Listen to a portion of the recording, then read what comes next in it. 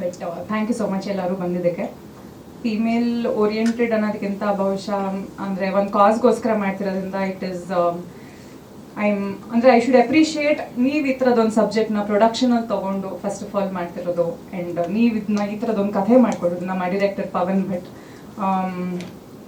ನನಗೆ first and foremost reason ಕಥೆ ಒಪ್ಕೊಂಡಿದ್ದ ಕಾರಣ ಇವ್ರು ಹೇಳ್ದಂಗೆ ಟೈಮ್ಲಿ ಜಸ್ಟಿಸ್ ಆಗಬೇಕು ಅಂತ. ನಾವು ಅಂದರೆ ದಿನನಿತ್ಯ ಏನೇನೋ ಒಂದಷ್ಟು ಇನ್ಸಿಡೆಂಟ್ಗಳು ಆಗ್ತಿರತ್ತೆ.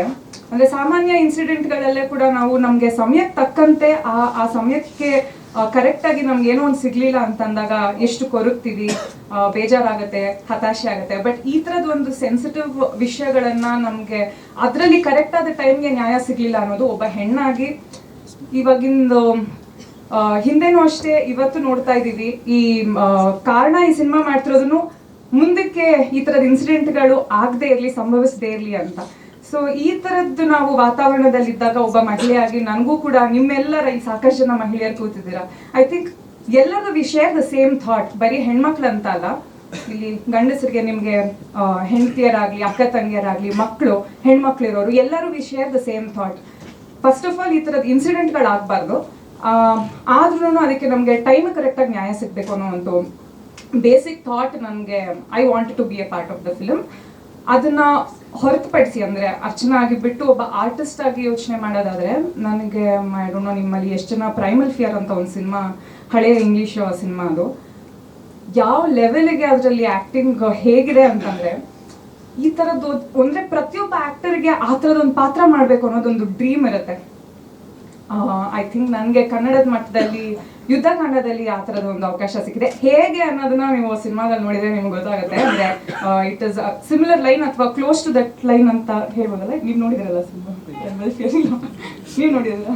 ಓಕೆ, ಇದು ನೋಡಿಲ್ಲ, ನೀವು ನೋಡ್ಬೇಕು ಆ್ಯಕ್ಚುಲಿ. ಹಾಂ, ಸೊ ನನಗೆ ಆ್ಯಕ್ಟರ್ ಪಾಯಿಂಟ್ ಆಫ್ ವ್ಯೂ ಇಂದ ನನಗೆ ಅದು ಭಾಳ ಸ್ಯಾಟಿಸ್ಫೈ ಮಾಡ್ತು. ಅಂದರೆ ವೈ ನಾಟ್ ಆ ಥರದ್ದು ನಾವು ಡ್ರೀಮ್ ರೋಲ್ ಅಂತ ಹುಡುಕ್ತಿರ್ತೀವಿ, ಅದಕ್ಕೆ ಹತ್ತಿರವಾಗಿ ಈ ಪಾತ್ರ ಇದ್ದಾಗ definitely I wanted to be a part of it. So incident ಏನಂತ ಹೇಳಿ, ಯಾವ ಇನ್ಸಿಡೆಂಟು? ಸೊ ಸಾರಿ, ನನ್ನ ಕ್ಯಾರೆಕ್ಟರ್ ನಿವೇದಿತಾ ಅಂತ ಒಬ್ಬ ಸಾಮಾನ್ಯ ಮಹಿಳೆ. ಹೀಗೆ ದಿನನಿತ್ಯ ಆಕೆಯ ದಿನಚರಿ ಆಗುವಾಗ ಅವಳ ಲೈಫಲ್ಲಿ ಒಂದು ಅನಿರೀಕ್ಷಿತವಾಗಿ ಒಂದು ಘಟನೆ ನಡೆಯುತ್ತೆ, ಆಗಬಾರ್ದೇ ಇರೋವಂಥದ್ದು. ಸೊ ಅದಾದಾಗ ಅವಳ ಲೈಫಲ್ಲಿ ಆಗುವಂಥ ಗ್ರಾಫ್ ಚೇಂಜ್, ಏರುಪೇರುಗಳು ಏನಾಗುತ್ತೆ, ಅದರಿಂದ ಸಿನಿಮಾ ಒಂದು ಬೇರೆ ಅಂದರೆ that is the main crux of the film. ಅದಾದ ನಂತರ ಜಸ್ಟಿಸ್ ಸಿಗದೇ ಇರೋ ಕಾರಣ ಕಾನೂನನ್ನ ತನ್ನ ಕೈಗೆ ತಗೊಳ್ತಾರೆ. ಅದರಿಂದ ನೆಕ್ಸ್ಟ್ ಏನಾಗುತ್ತೆ, ಇವಾಗ ಆಕೆನ ವಿಕ್ಟಿಮ್ ಅಥವಾ ಕ್ರಿಮಿನಲ್ ಅನ್ನೋದು ಪ್ರಾಬಬ್ಲಿ ಅಲ್ಲ, ಅದು ನಿಮ್ಮ ಫ್ಯಾಮಿಲಿಯಲ್ಲಿ ನಡೆಯೋದ, ಸಮಾಜದಲ್ಲಿ ನಡೆಯೋದ? ಫ್ಯಾಮಿಲಿಯಲ್ಲಿ ಸರ್, ಫ್ಯಾಮಿಲಿ. ಅದ್ರ ವಿರುದ್ಧ ನೀವು ಹೋರಾಡೋದ?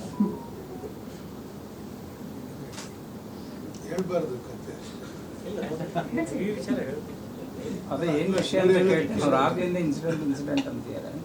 ಅಂದ್ರೆ ನಾವು ಇವರು ಫಸ್ಟ್ ಅಡ್ರೆಸ್ ಮಾಡಿದ್ರಲ್ಲ ಚೈಲ್ಡ್ ಅಬ್ಯೂಸ್ ಅನ್ನೋದನ್ನ ಹೇಳಿರೋದ್ರಿಂದ, ಹಾಗಾಗಿ ಐ ಥಾಟ್ ಅಂಡರ್ಸ್ಟುಡ್ ಅಂತ ಅನ್ಕೊಂಡೆ.